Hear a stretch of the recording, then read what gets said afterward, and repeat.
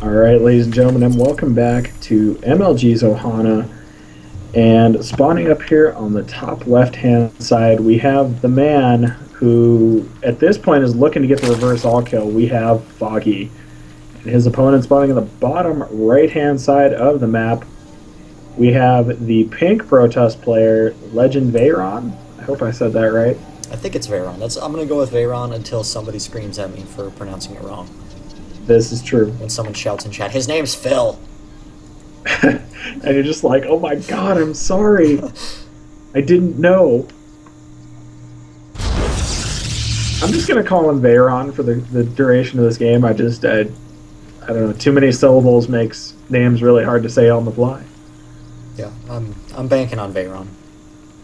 Do you see, I like that pylon placement, just first and foremost. It seems like really weird to get nitpicky over small things like pylon placement, but you'll notice that with that, you can also put a forge and a gateway in that power field, and then it makes it fairly decent to wall off at that point. Mm-hmm. Yeah, I've seen Protoss players do it one of two ways. You sometimes see the pylon up here. Occasionally you see the pylon kind of back more towards the ramp into the main. Just depending on how you want to wall it off. And actually, I don't think that forge is tied to that pylon. No, it's not. I think that's... Is that his design hole? Yeah, I think that's the choke, the design choke. Okay.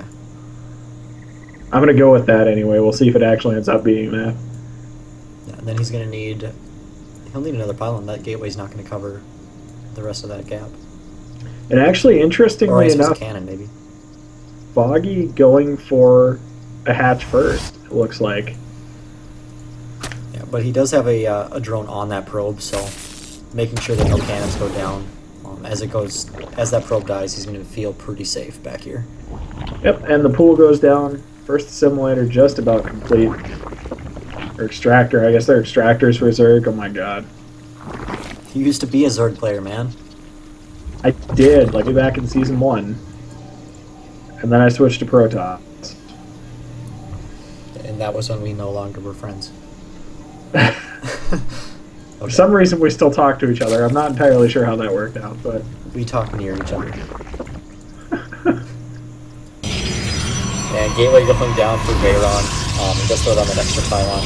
You should be seeing the cannon here, because that Nexus is approaching halfway down. Actually, interestingly enough, you talk about placements and stuff, but what about the actual build order? In that case, Veyron must have felt insanely safe if he threw down the Forge and then the Nexus before the gateway. Well, he did see that. He did see the hatch first, so that's probably why he felt so safe. Normally, out of Zergs, you see pool first, which is why you see Protoss players shying away from getting that Nexus so early. Unless you're Huck, and then you just go 20 Nexus into Gateway Expand. Yeah, but then you drop out of GSL. Heyo. Yeah. Cybernetic Core coming down right now just as that Nexus finishes. Yeah, I'm wondering if that was just a mistake in his wall, as you see that really kind of awkward placement of that gateway. Yeah, I'm thinking it was, and at this point, I think it would be almost in his favor to put his next pylon actually behind those two things, just so that Artosis doesn't enter the building. Yeah, those two pylons are really vulnerable right now, and that's all that's powering those buildings. Foggy electing to go for a really early third base, so he's feeling pretty confident here, going up against some kind of early pushes from Veyron. Well, and that's one nice thing, as a Zerg player playing a Protoss that you like to see. You actually... In a lot of ways, I think you like to see them go Forge first, because then okay, I can get a really powerful economy behind this, and I can just continue to throw units at you. As long as it's not like an inefficient trade of any sort, you can literally just start throwing units at your opponent and not really have to worry about the economic reverb from it. Yeah, and Foggy actually smartly pulling off gas, realizing, hey, I want to be droning up and securing that early third. So I'll pull off gas for a little while, get that extra mineral income, and then, just as I'm clearing to go roaches, throw some more harvesters back on there. And I mean, maybe your experience with this is different, but I know at least for me, watching pro games, I don't see that a lot. You don't see a lot of pro players anymore pulling stuff off of gas. The only one that I can think of that probably still does it is Idra, but Yeah, usually you just see them delay that gas completely. Foggy electing to go to get that early speed and then pull off. But yeah, normally they completely delay gas until they start going for those roaches and just saying, you know what, I don't need speed that early. Yeah, and they're just going to beat you to death with that early economy that they have. Yep.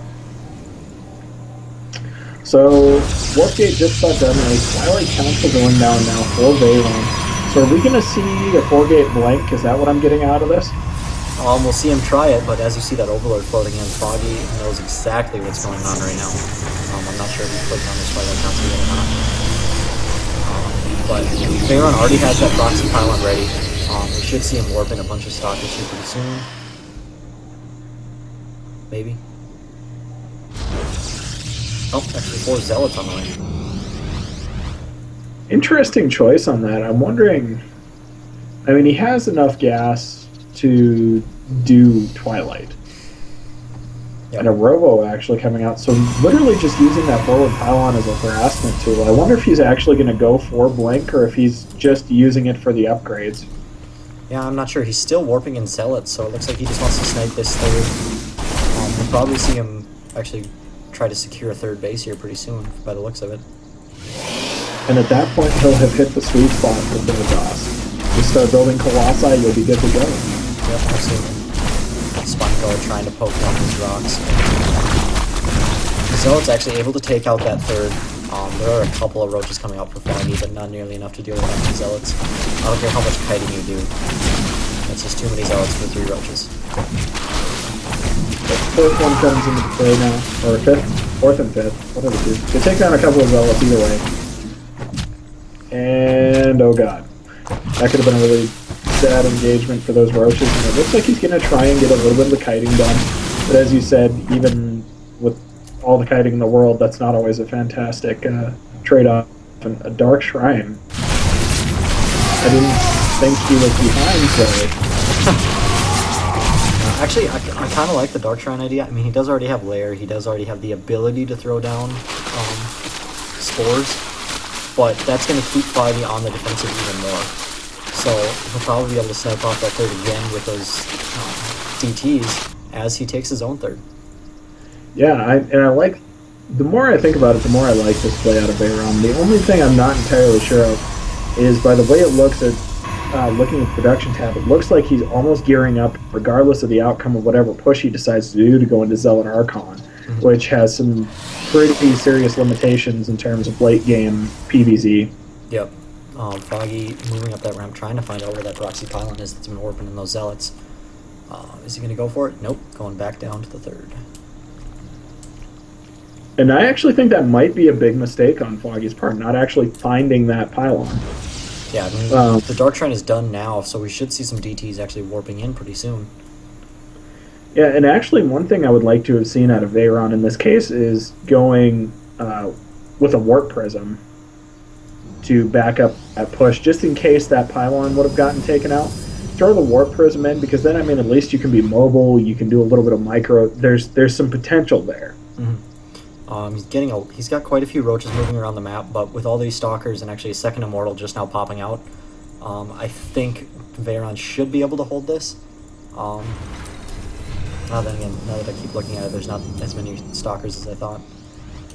The other thing that concerns me is the lack of sentries. I mean, he has one there, but it would be really nice to be able to just force field these roaches into the that area. And actually, we do see 3 DTs coming out now.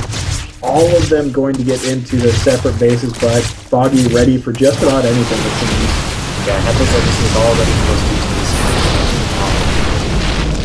Only able to afford 1 force field, but those immortals just wreaking havoc on those roaches.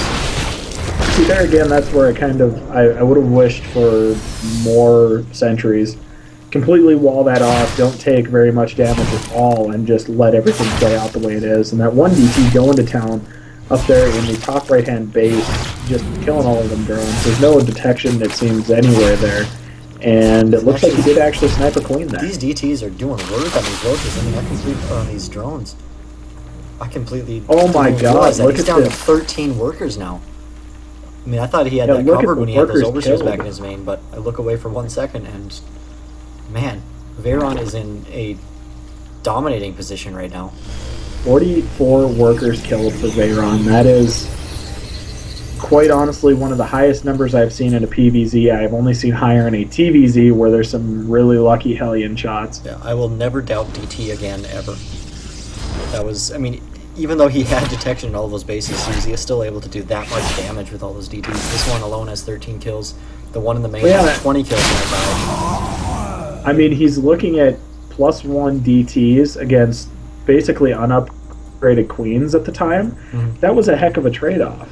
Yeah, and now Foggy, really desperate, he realizes, you know what, I don't have the economy, I have to do some serious damage as Veyron's on 3 bases.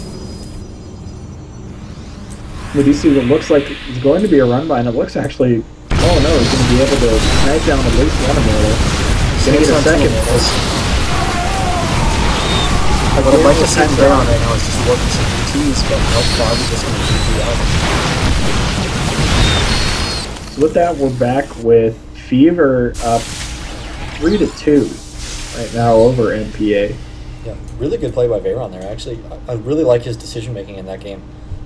Going for that early pressure with the Zealots and following it up immediately with DTs. I don't know, I think that was just really well done. No, I definitely liked that play. I was a little surprised at first to see the Twilight Council coming out, but then it ended up paying off in the long run with getting 44 kills on all of those DTs. That was insane. Yeah, like I said, I mean, I saw him initially go in there, and then I saw those overseers there, and I expected him to deal with them, but he must have been able to snipe those queens and then just keep taking out the drones.